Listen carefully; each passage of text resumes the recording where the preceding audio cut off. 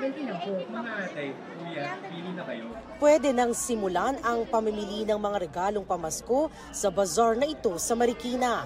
Mula sa damit at mga laruan, meron dito sa abot kayang halaga. Pag malapit na yung Christmas, medyo marami ng tao. Ngayong time, medyo onti lang kasi. Nag-unti-unti na tayo. Yes, nag-unti-unti na para sa aking mga apong makikute at saka sa mga inaanak. Bukod sa pagki-Christmas shopping, maraming aktibidad pa ang pwedeng gawin dito sa Marikina Riverbanks. Kung ang hanap nyo ay thrill at adrenaline rush, iba't ibang rides ang pwede nyong subukan dito kasama inyong friends at family.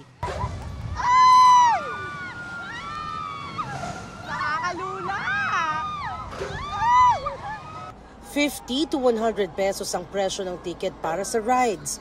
Ang pamilyang ito, inabutan naming nagdiriwang ng birthday ng bunsong anak. Na-enjoy naman po yung mga bata, lalo po yung anak ko, birthday po. Mae-enjoy din dito ang ilang larong perya tulad ng hagis piso. Kung mapagod sa pamimili, no problem. Maraming food stalls na pagpipilian dito.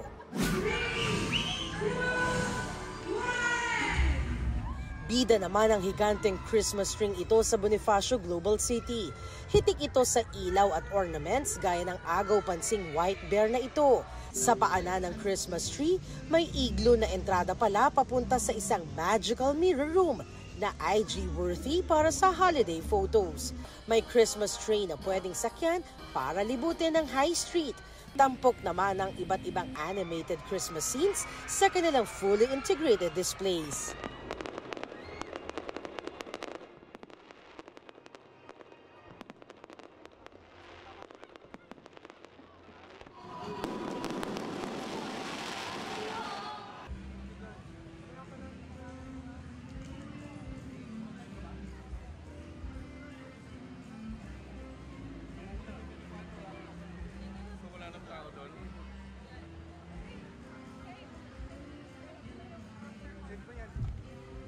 Bigay mo.